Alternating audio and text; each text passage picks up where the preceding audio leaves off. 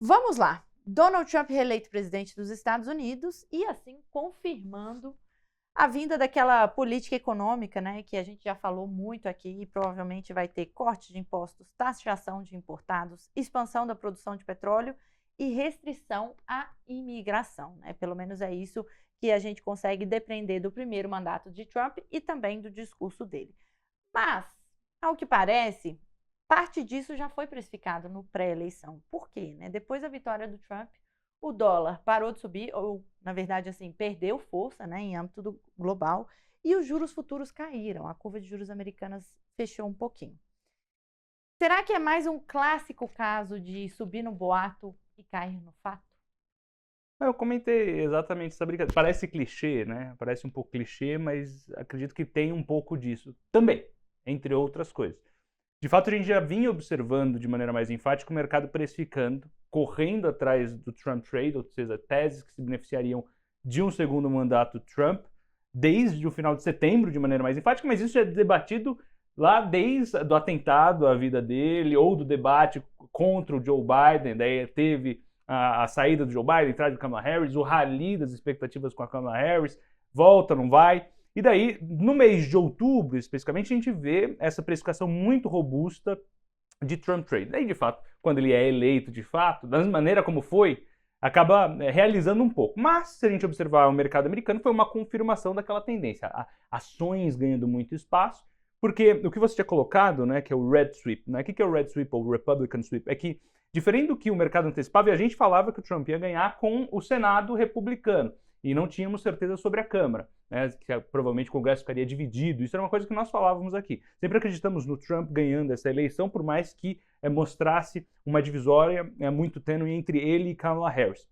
Acontece que a vitória dele foi muito acachapante, tanto é que ele ganhou pela primeira vez no voto popular, algo que ele não tinha feito em 2016, ele ganhou só no colégio eleitoral contra Hillary Clinton. Ele foi melhor do que a quantidade de delegados que ele conseguiu em 2016, ele conseguiu todos os swing states, né? Tanto Georgia, Carolina do Norte, Pensilvânia, Michigan, Wisconsin, Arizona e Nevada.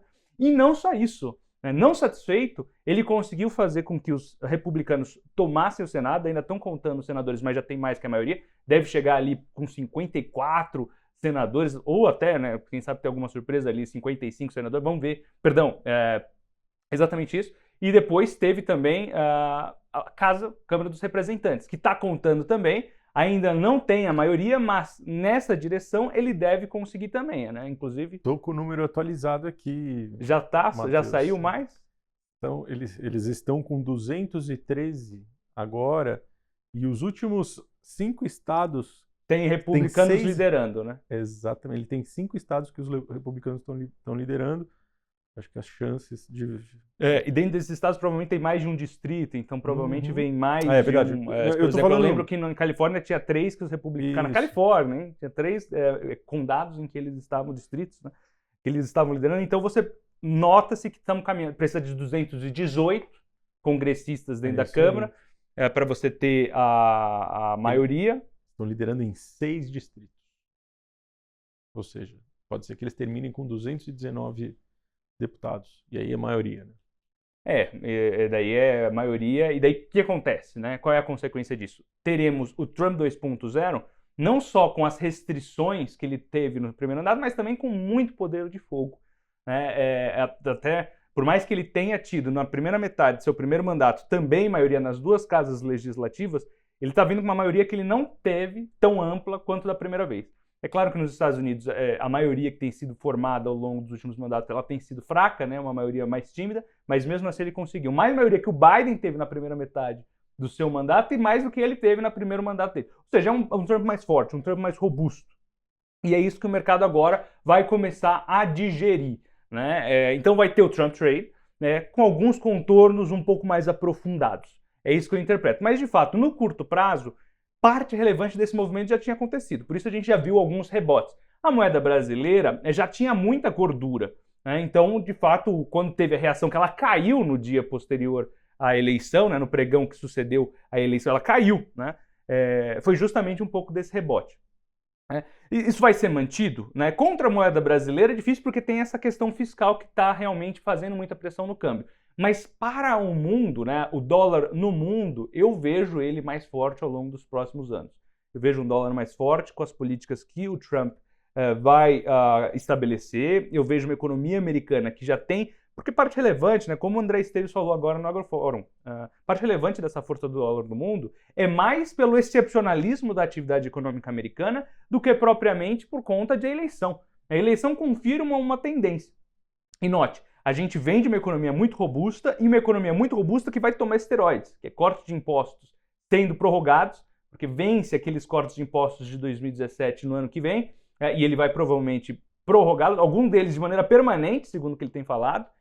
Ele vai, né, manter parte do IRA, né, que é aquele Inflation Reduction Act, e provavelmente ele vai voltar atrás de alguns pontos, mas vai manter outros, né, alinhar com a política dele, e vai colocar as tarifas, né, que provavelmente vai ser política inflacionária também, porque no final do dia essa tarifa é repassada, ou se o cidadão passa a consumir outro produto, se o produto é limitado, ele também faz pressão de demanda.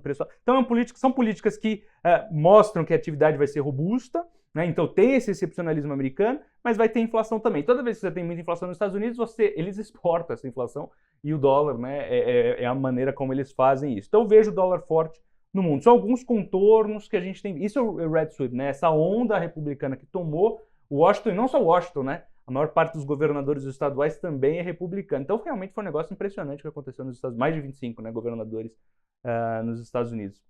Então me parece, né, que de fato os próximos 2 anos a gente vai ter efetivação, materialização do que se pressupunha ser o Trump Trade, né, de maneira mais enfática, mais focado.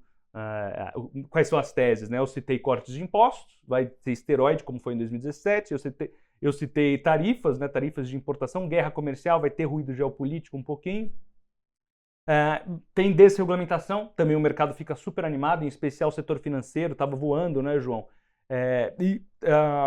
Combustíveis fósseis volta a ser um tema quente, né? Cai um pouquinho a tese de renováveis, até aquela tese de ESG que foi no pós-pandemia começa a ir por terra totalmente, né? Se a BlackRock já tinha abandonado, né, muitos dos fundos, agora vai ainda mais. E claro, algumas outras vertentes com que ele tem infiltrado. O exemplo é cripto. O pessoal de cripto frenético com a eleição do Trump, batendo recordes e caminhando para 100 mil dólares. Inclusive o João comentou isso no Outlook de 2000, acertou, né? Está se materializando essa tese, está caminhando para esse patamar. Não é que vai ser amanhã, né, mas provavelmente nos próximos anos a gente vai ter contornos interessantes. É isso que eu tenho visto ser desenhado, né, para os Estados Unidos. É claro que isso, claro, um excepcionalismo americano também conversa com o fato de que os Estados Unidos vão ser uma máquina sugadora de dinheiro, né, muito robusta. Isso, claro, é o que fortalece o dólar, né, fragiliza um pouco emergentes, mas não significa, não é o fim do mundo também, né? É um problemático essa força muito robusta do dólar, a inflação, patamar mais alto de juros, né, como consequência, mas não é o fim do mundo também. O pessoal é muito catastrofista, acho que ele vai acabar com tudo.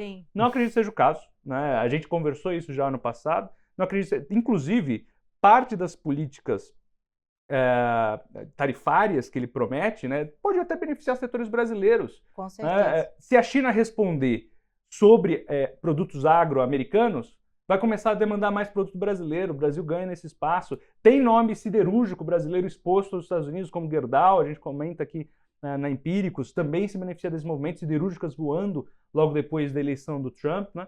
Então, tem um pouco dessa retórica do old economy, né, nos Estados Unidos, ou economia tradicional, que é foco em infraestrutura, manufatura, vai precisar de matéria-prima para desenvolver isso. O Brasil tem bastante matéria-prima para oferecer para esse pessoal, porque eles vão demandar bastante, não vão escolher melhor, né, os seus aliados dessa vez, eu acho, porque é uma maneira mais arisca de fazer política externa. Não que os democratas tenham sido brilhantes nos últimos 4 anos, pelo contrário, eu acho que eles caíram em várias cascas de banana, tanto que perderam de maneira cachapante essa eleição, mas é uma maneira mais arisca. A gente conhece, né, aquele megafone, então tem, e no final do dia vai fazendo as coisas, né? Mas existe até uma retórica que fala assim, o Trump é muito imprevisível, e de fato você pode acordar, às vezes ele toma alguma decisão, mas ele cumpre o que ele promete, né? Ele falou que ia brigar com a China, ele foi lá e brigou com a China. Ele falou que ia brigar com a questão da imigração, construir uma muralha, começou a construir. E agora ele vai ter maioria, né, nas 2 casas legislativas para fazer política imigratória, que inclusive deve bater no preço também, deve afetar o mercado de trabalho, que já está super apertado. Então são várias coisas que a gente vai ter que acompanhar. Mas no final do dia, o Red Sweep é só um Trump Trade mais encorpado. Eu tô concordando com você e tô concordando cada dia mais com a sua visão, Jones, que assim, não vai ser tão ruim pro Brasil Não. a vitória do Trump e muito menos esse red sweep, né? Sim. Primeiro porque assim, a gente tá num patamar tão para trás, né, que essa dinâmica pode ser que não se aplica.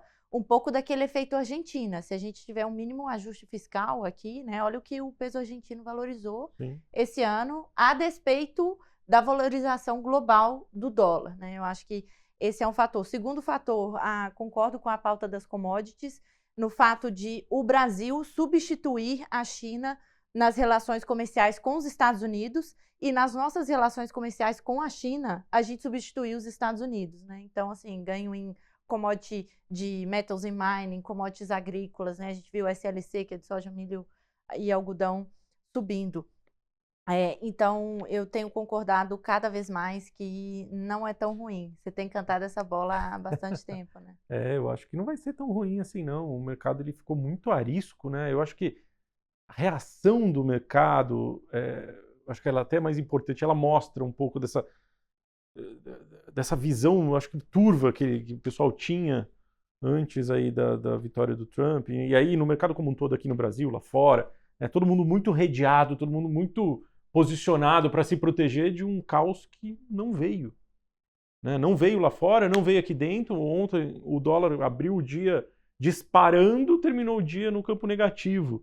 Né? Hoje está estável, e aí assim a Bolsa Brasileira está respondendo mal, enfim, por conta, estava todo mundo na expectativa do pacote do nosso governo, né, o pacote fiscal, e também teve lá a questão do Copom ontem, né, aumentou juros de novo, falando um pouco dessa pressão de mas assim, todo mundo muito redeado, muito posicionado, e assim, não tem caos. Né? O que a gente está vendo é um governo pró-negócio. O governo pró-negócio é que, quando mexe nas relações, vamos dizer, comerciais dos países, ele traz um ganha-ganha. Né? A hora que o Trump tirar o peso morto da economia americana, que são os impostos, ele vai fazer com que as empresas andem muito bem, os negócios andem muito bem. E isso vai retroalimentar uma série de negócios e até em algumas empresas brasileiras, né, que a gente vem falando também há um bom tempo. A Gerdau, a WEG, a Embraer, todos cases que vão acabar surfando essa onda. Né? Então, assim, me parece que o ambiente vai ficando mais pró-capitalismo, bons ativos. Não duvido nada que a gente comece a ver lá fora rodadas de VCs, Ventures Capitalists, comprando novas empresas brasileiras aqui, porque você vai ter dinheiro, você vai ter recurso lá fora disposto a comprar ativos ao redor do mundo. A gente vai ver esses investidores de fora olhando para o Brasil aqui e comprando as empresas que estão crescendo.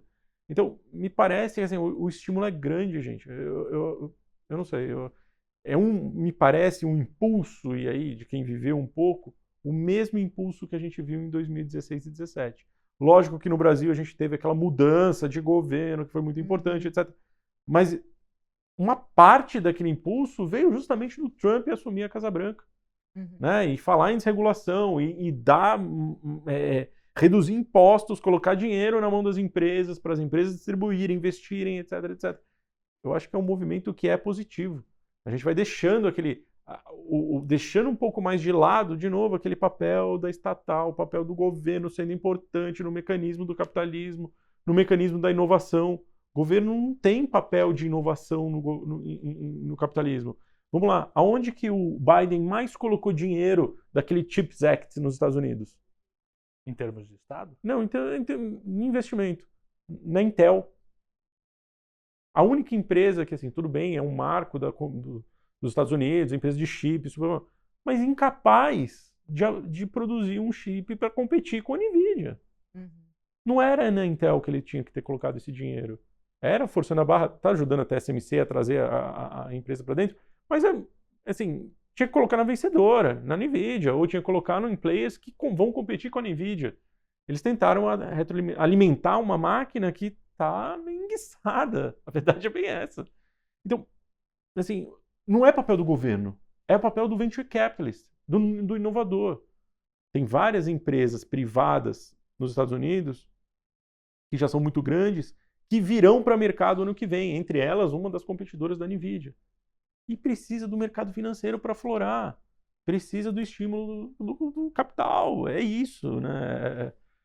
Então me parece que o ambiente é muito mais interessante, muito mais assim, atrativo, né, para investimentos de forma geral. E, se eu puder complementar, fortalece a tese de mudança no pêndulo político no Brasil em 2026. Pra Total, caramba. porque a gente tem mais influência cultural dos Estados Unidos do que a gente tem consciência às vezes. E eu acho que, não sei se era isso que você ia falar, mas assim, eu acho que esse pêndulo migrando mais para centro, centro-direita para lá pode.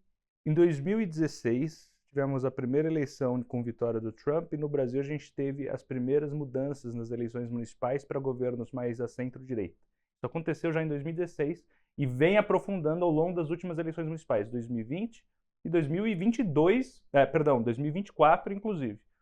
Teve uma virada para a esquerda, tanto nos Estados Unidos, né, a esquerda americana, claro, democrata, e para a esquerda brasileira, né, na figura do Lula. E, da mesma maneira, a gente viu aprofundar aqui, né, em 2024, eleições municipais, vitória de partidos mais à direita, centro-direita, e podemos repetir o que aconteceu da última vez em 2018, né, uma mudança de pêndulo político. Ou seja, a gente está seguindo, basicamente. Se vocês forem até, tem uma ilustração, né, no começo da década passada, a gente teve a eleição da Cristina Kirchner na Argentina, a gente teve uma reeleição do Barack Obama, a gente teve reeleição da Dilma Rousseff. Daí depois a gente teve a eleição do Maurício Macri, a eleição do Trump, a eleição do Bolsonaro. Daí depois teve uma virada, Fernandes na Argentina, Biden nos Estados Unidos, Lula no Brasil, e teve outra virada, Milei na Argentina, Trump de novo nos Estados Unidos. O que vai acontecer no Brasil em 2026? É uma possibilidade. Então é uma tese, claro, isso aqui é um cenário, né, pessoal? A gente tem trabalhado muito com esse cenário porque estamos caminhando para isso, o sentimento do eleitor está caminhando para isso. Mostra que esse sentimento anti-incumbente está fazendo presença, fez presença importante para eleger Milei, para eleger Donald Trump, e pode fazer presença, assim como fez para eleger Lula contra o Bolsonaro, o sentimento anti-incumbente, fazer de novo contra o Lula dessa vez. Então essa mudança de pêndulo político é importante, a gente tem acompanhado, fortalece também essa narrativa para os ativos domésticos. Né? É uma coisa que eu fico pensando bastante. Assim.